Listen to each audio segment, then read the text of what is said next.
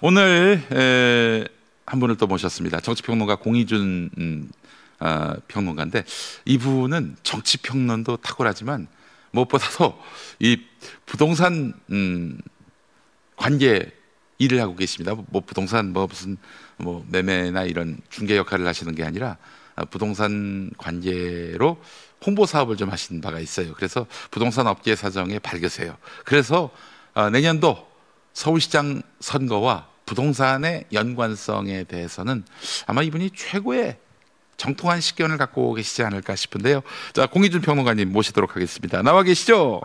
예, 안녕하세요. 네, 평론가님.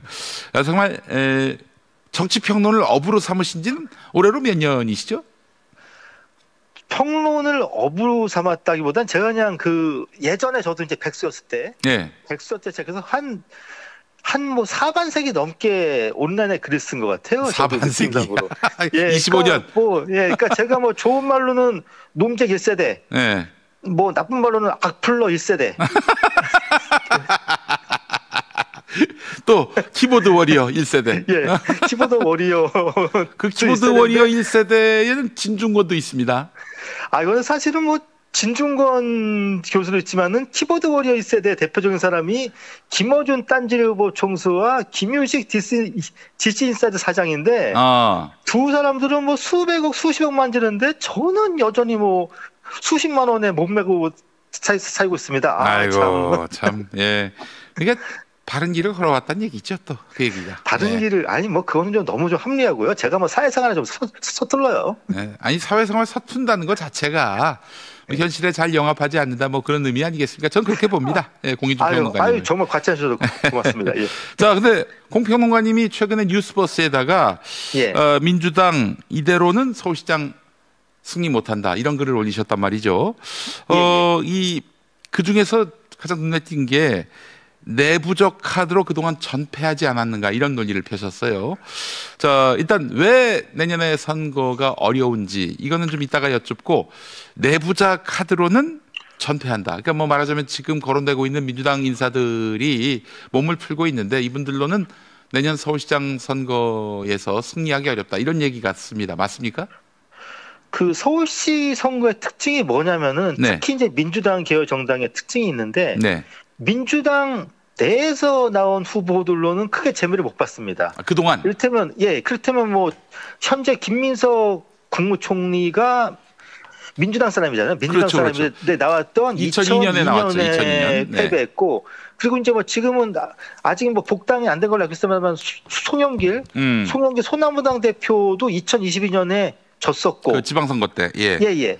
그리고 반면에 이제 민주당 후보가 당선됐던 경우는 95년에 조순 서울시장인데, 그분은 이제 외부에서 영입된 분이었고요. 경제 전문가. YS 때는 YS 때가 아니죠. 노태우 때 한국은행 총재하셨고. 예. 그리고 이제 1998년도에는 고건 전 국무총리, 이른바 행정의 달인이라고 불렀던 고건 전 국무총리가 됐었고, 그리고 이제 물론 이례적으로 민주당 바깥에서 왔던 경우도 있습니다만, 2006년에 그때는 강금실 전 법무부 장관이 워낙 구도가 좋지 않았고요. 네, 좋지가 않았어요. 그렇다고 그 당시에는 열린우리당이 여당이었는데, 그때 당선된 곳이 수도권에서는 없습니다. 전혀 없었죠. 그때만 전라북도 지사 한 군데 됐었습니다. 광주도 졌어, 그때는. 그때 광주 전남은 그때는 이제 하나갑 전 대표가 있거든, 이제 꼬마 민주당에서 됐었고요. 네, 난닝구당이라고도 비하당했던 그 당이죠. 그래서 그 당시에 전국 정당을 추구했던 열린우리당이 전북 정당이 됐어요. 전라북도 하나만 됐어요. 그렇죠. 예. 그리고 이제 그 후로 이제 처음으로 민주당이 됐던 게 2010년에도 졌습니다. 2010년 한명숙 국무총리가 졌었는데, 그렇죠. 예. 근데 사실 그 선거가 약간 어이가 없었던 게, 저희가 그러니까 저희가 보통 우리가 뭘 주목해야 되냐면은, 서울시장 선거는 크게 차이가 안 나요. 크게 차이가 안 나는데, 왜 그렇게 크게 차이가 나는 것처럼 보이냐면은, 구청장 선거 때문에 그럽니다. 특히 무엇보다도 이제 구청장 숫자인데, 특히 이제 2010년 선거가 그게 왜 굉장히 사람들이 잘못 이해를 못하냐면은, 2010년 선거 같은 경우는 구청장 당선자 숫자만 보면은, 당시 여당이었던 한나당이 넷, 야당이었던 민주당이 21였어요. 그렇죠. 나머지를 다 먹었어요. 그렇죠. 강남 빼고. 4대 21이었는데. 네. 근데 문제는 그 야구도 보면은 네. 4안타 친 팀이 21안타 친 팀한테 이기는 경우가 있습니다. 축구도 마찬가지로 예, 예. 슈팅 4개 때린 팀이 슈팅 21개 친 팀한테 이기는 경우가 있고요.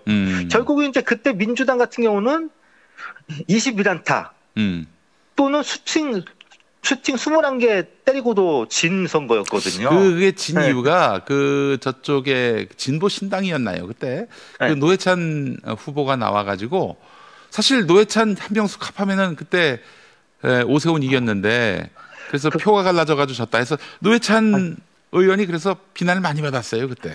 그것도 있지만 가장 큰 거는 네. 그 보통 한나라당이 강세였던 구들이 인구가 많아요. 그렇지. 인구가 훨씬 많아요. 압도적으로 많아요. 예. 예. 보통은 뭐 강북에 있는 구들은 인구가 작습니다. 예.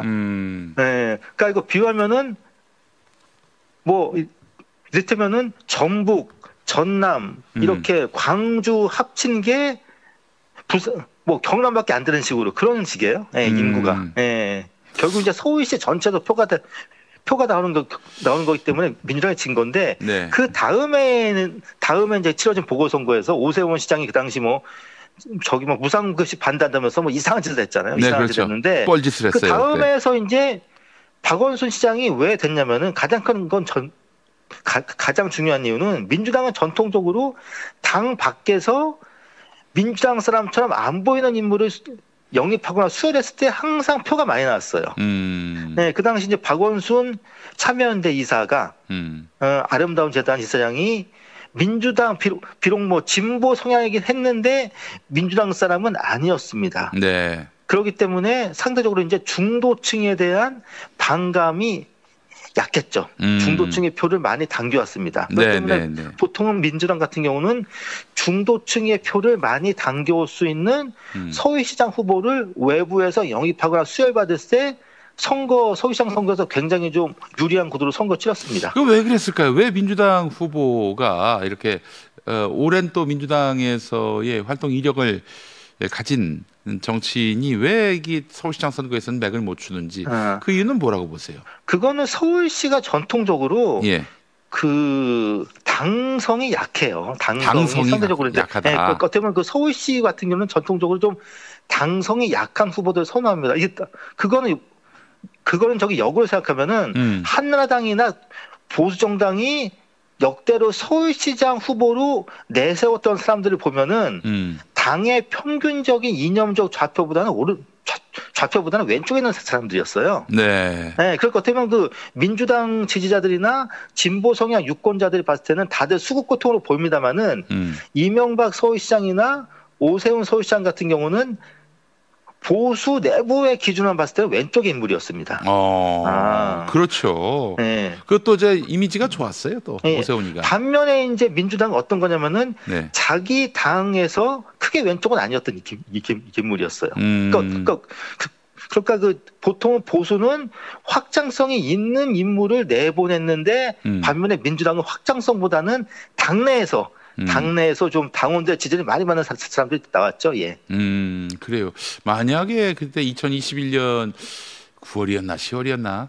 9월이었죠. 그때 민주당의 서울시장 후보였던 박영선이 됐다면은 나경원한테 졌을 수도 있다. 나경원도 근데 그 한나라당에서 커온 정치인이어서 어떨지 모르겠어요. 그런데 만약에 그러니까 잠깐만 지금 말씀하신 선거는 어떤 선거인가요? 그러니까 2011년 서울시장 보궐선거 박원순이 당선됐던. 예. 그런데 그때는 아마 박영선 의원이 나왔으면은 좀 약간 좀 아슬아슬하게 이겼을 것 같아요. 일방적으로는 아슬아슬하게. 예. 그 당시에 또 MB에 대한 불만도 매우 컸고. 그리고 이제 문제 그리고 이제 저희가 어떤 점에 주목해야 되냐면은 2010년 무렵은 당시 이제 그 미국에서 발생한 금융위기의 여파로 전 세계적으로 좀 진보가 강세인 선거였습니다. 그렇기 때문에 미국에서는 월가를 점령하라 운동이 벌어졌었고요. 그렇죠. 그리고 이제 일본에서도 자유인당이 야당이었었는데 그 야당이 됐어요. 그러니까 이거 전 세계적으로 좀 진보가 강세였던 구도였는데 그 바람에 또 저 나콤스도 예. 사실 좀 힘을 얻은 측면도 있었어요. 예, 예. 그리고 이제 그 당시 뭐 이제 중동 쪽에서 이른바 저기 자스민 혁명 또 발생했었고 반면에 이제 2025년 같은 경우는 전 세계적으로 좀 약간 좀 보수가 강세인 시대예요. 네. 예, 이른바 뭐 미국, 일본. 반면 이제 한국은 전 세계적인 트렌드와는 달리 진보 우위인 게 윤석열, 김건희라는 희대의 광인 부부. 광인 부부 때문에 우리나라는 특이하게 이제는 좀 진보 우위에 있죠. 예. 네. 자, 알겠습니다. 이제 뭔지 대략 감을 잡았는데, 지금 오세훈이가 저 명태균 건으로 굉장히 지금 곤경에 처해 있는 상황이고, 이 조금만 더 수사에 집중도가 있으면 뭐 이 사람 뭐 내년 출마는 못할 것 같다는 생각도 들고 말이죠. 그런데 저는 항상 일관되게 말씀하시는 게, 제가 항상 일관되게 말씀드린 게 있습니다. 네. 사법 리스크는 선거에 영향을 미치지 못합니다. 만약에 사법 리스크가 선거에 영향을 미친다면은 네. 이재명 대통령이 당선이 될 수가 없었어요. 마찬가지입니다. 네, 이재명 대통령에게 뭐 죄가 있다는 얘기가 아니라, 그렇죠. 워낙에 또 집요하게 또 수구 언론들이 또 범죄가 있다라는 식으로 매도하고 보도하고. 중요한 건 그러니까 네. 이재명 대통령이 가장 대통령감으로 보였기 때문에 대통령이 된 겁니다. 가장 이거 대통령으로서 적합한 인물이었기 때문에 대통령이 된 거지. 네. 그러니까 어떻게 보면 사법 리스크는 경선용이에요. 상대당에 누가 사법 리스크가 있다. 이거는 우리가 경선용. 이건 우리끼리 하는 경선용이고요. 네. 중요한 거는 중도층이나 국민의힘 지지층이 봤을 때 사법 리스크가 중요하다고 생각하냐 봤을 때 크게 중요하지 생각하지 않으면 않는다는 거예요. 그 사람들은 또. 예, 알겠습니다. 예. 자, 그렇다면은 국민의힘에서는 오세훈 씨가 이제 후보가 될 가능성이 대단히 높아 보이고, 뭐 사실 대안은 없어요. 그쪽 사실은 국민의힘도 오세훈이 언제 첫 사람입니까? 그동안에 오세훈을 대신할 만한 사람을 한 명도 배출하지 못했다는 거는 네. 국민의힘의 창피한 부분이죠. 그렇다고 해서 뭐 민주당도 크게 뭐 말할 게 없는 게, 오세훈을 확실하게 이길 만한 인물을 그동안에 또 뭐 길러내지 못했거든요. 박원순 시장 다음으로는. 글쎄 말이에요. 어떻게 보면 거대 양당 모두가 서울시장 선거와 관련해서는 지난 15년 동안이 그야말로 잃어버린 15년이에요. 양당 다 새로운 인물을 전혀 배출하지 못했습니다. 오세훈 같은 경우도 사실 2006년에 된 사람이란 말이죠. 그렇죠. 네. 2006년에 태어난 제 아들이 이번에 대학 입시를 보는데, 언제적 사람이 아직도 서울시장을 지금 또 나올 수도 있다, 또 당선될 수도 있다. 지금 이 상황이 됐으니 안타까운데. 자, 좋습니다. 공평농가님, 그러면 이제 대략 알겠습니다. 내년도에 민주당 서울시장 후보로서는 당성이 강하지 않은 그런 좀 참신한 인물이 나와야. 그런데 참신한 인물은 없습니다. 제가 보니까 저는 참신한 인물보다는요. 좋습니다. 참신한 인물 말고 당성이 약한 사람. 네. 그러니까 성향은 진보적인 성향으로 꼽히되, 네. 경제 쪽에서 좀 경제 전문가로 보이는 사람이 나와야 될 것 같아요. 그게 강남에서 먹히는. 경우는 보통 서울은 우리는 서울에 살기 때문에 잘 모릅니다만은, 네. 서울은 전 세계적인 글로벌 도시라고 합니다. 정세적인 글로벌 도시.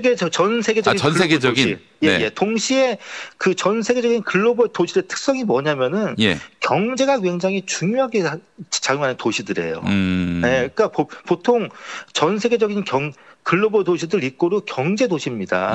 네, 그것 때문에 진보적 이념을 갖고 있지만은 동시에 경제에 대해서 식견이나 전문성이나 경험을 가진 인물이 민주당 후보로 나와야 되는데, 네.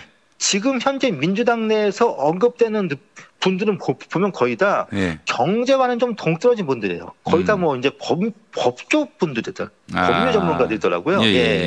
그리고 이제 제가 또 가장 또 안타까운 부분이 뭐냐면, 좀 안타깝고 좀 아쉬운 부분이 뭐냐면은, 사실은 지금의 서울이 이른바 조선 도시가 점점 돼가고 있어요. 조성 도시? 조선 도시? 조선 도시. 할아버지와 손자 도시처럼 지금의 서울 인구가 노년 인구와 청년 인구가 많은 도시가 되고 있습니다. 아, 굉장히 중요한 말씀하셨어요. 이를테면은 그 저기 중간 세대, 중간 세대는 다 경기도로 갔다 이 그렇죠. 얘기죠. 왜냐하면 이제 왜냐하면 이제 저기 노인들 같은 경우는 서울이 경기도보단 인프라가 좋기 때문에 서울을 못 벗어나가고요. 동시에 청년들은 서울에 일자리가 많기 때문에 서울로 찾아옵니다.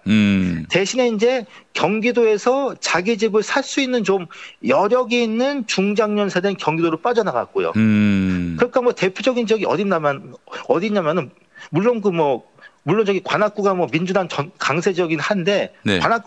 관악구 같은 경우에는 청년 인구도 서울에서 가장 많고 노인 인구도 서울에서 가장 많아요.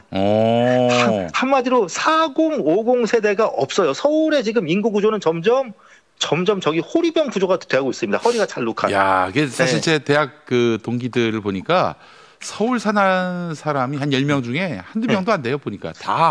저희 세대가 4050 세대 아니겠습니까? 다 경기도 살아요. 보시면은 인천도 안 살아. 서울에 보면은 서울 지역에 중고등학교 자녀 둔 사람이 없어요. 거의 다 손자 있는 사람이거나 초등학교 유치원 다니는 사람들, 아이들, 그런 사람들이에요. 그러니까 어떻게 보면 그 인구 구조가 점점 호리병 구조가 돼가고 있기 때문에 이준석 개혁신당 대표가 말한 흔히 말하는 보수의 필승 전략이라는 세대 포위라는 벽에 딱 좋은 구조입니다. 인구 구조는. 20대와 70대가 나머지 세대를 포위하는 구도, 이제 세대 포위 구도라고 하죠. 동시에 또 어떤 거냐면은 민주당 보통 지지층이 4050 세대잖아요.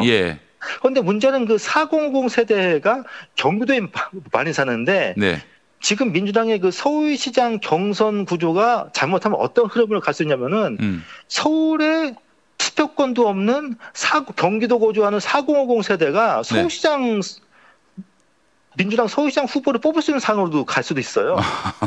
그렇지 않습니까? 아니 보통은 그 서울 그러니까 그 서울에 거주하는 서울 민심이 민주당 서울 후보를 뽑는 게 아니라 경기도에 있는 당심이 서울시장 후보를 뽑는 구조로 갈 수도 있습니다.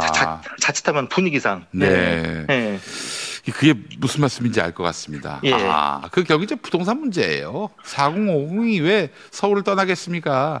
본인의 직장도 대부분 다 서울에 있을 텐데 그럼에도 불구하고 경기도 사는 이유는 좀 더 넓은 평수에서 쾌적한 곳에서 혹은 너무 서울에 그 집값이 비싸가지고 할 수 없다. 그냥 경기도 가서 살겠다. 이런 분들이 압도적 다수라는 것이고 저는 또 반면에 이거 청년 세대가 봤을 때는 서울 인근에 자기 집 살 수 있는 4050 세대가 기득권층으로 또 보이는 거죠. 젊은 세대가 봤을 때는. 그래도 너희들은 서울 근처에 집이라도 살 수 있지 않냐.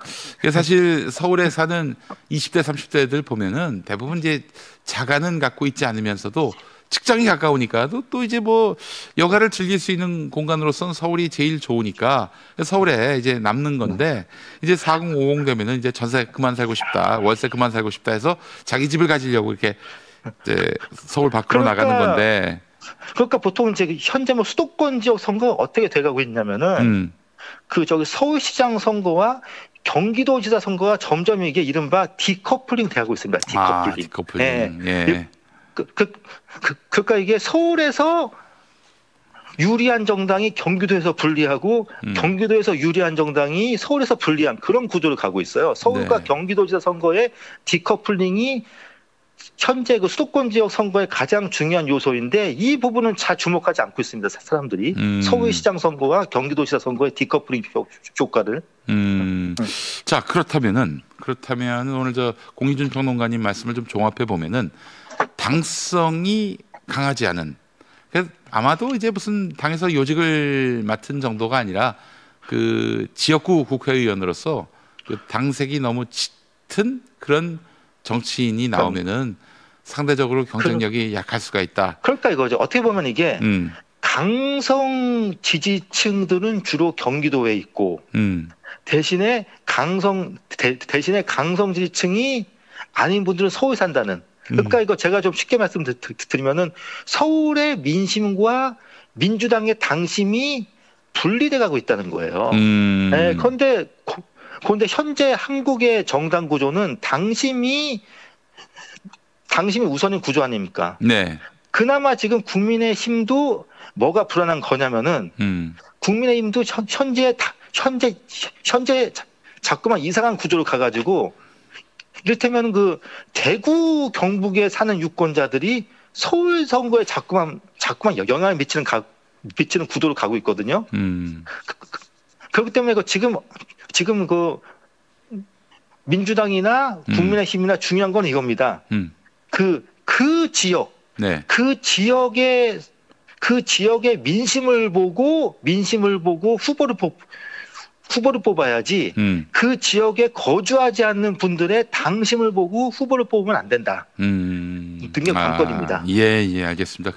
자, 그러면서 경제 문제에 있어서는 뭔가 그 지성 정치권에 잘 휘둘리지 않았던 혹은 뭐 그림자가 보이지 않았던 그런 인물들을 내세울 때 완전 뉴페이스를 내세울 때 민주당이 승산이 있다 이렇게 보시는 거예요. 그리고 이제 지금은 정권 초기인데다가요. 네. 이재명 대통령이 이제 일단 그 한미 협상을 잘 풀었기 때문에 정말 잘했어요. 예. 지금은 이제 그 여당이 경제 전문가를 서울시장 후보로 영입하기가 굉장히 좋은 조건입니다. 좋은 때예요. 그렇지. 예, 지금은 아마 그러한 전문가에게 그 서울시장 출마 의사가 있냐고 물으면은 지금은 오케이 할 확률이 높은 상황이에요. 사람을 지금은. 영입하기가 좋은 때다. 예. 대신에 이제 한 가지는 봐야죠. 예. 저 인간이 나중에 이제 서울시장 된 다음에 대선 나온다고 까부지 않을 사람. 그렇지. 그런 사람을 또 뽑아야죠. 괜히 뭐 서울시장 된 다음에 또 뭐 이상한 짓 하면 안 되죠. 예. 네, 맞습니다. 굉장히 중요한 얘기입니다. 그 얘기. 경기도지사 같은 경우도 지금 김동연 지사로는 안 되겠다라는 것이 당내에 굉장히 중심 여론인 것 같은데요. 예. 저는 관료 출신도 안 된다고 봅니다. 그런데 뭐 경기도지사 같은 경우는 민주당의 유리한 인구 구조이기 때문에 네, 뭐 별 걱정은 안 하시는군요.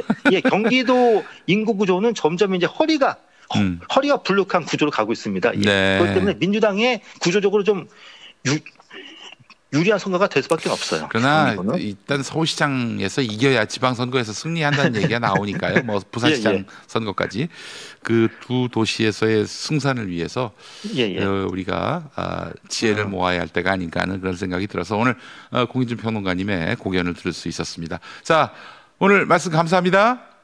예, 고맙습니다. 네, 공인준 정치평론가와 함께한 시간이었습니다. 이분은 참 탁월합니다. 여러분, 공인준 평론가 좀 더 소개하자면은 이분이 강남을 주목해야 한다. 이미 그런 얘기를 오래전부터 하셨고요.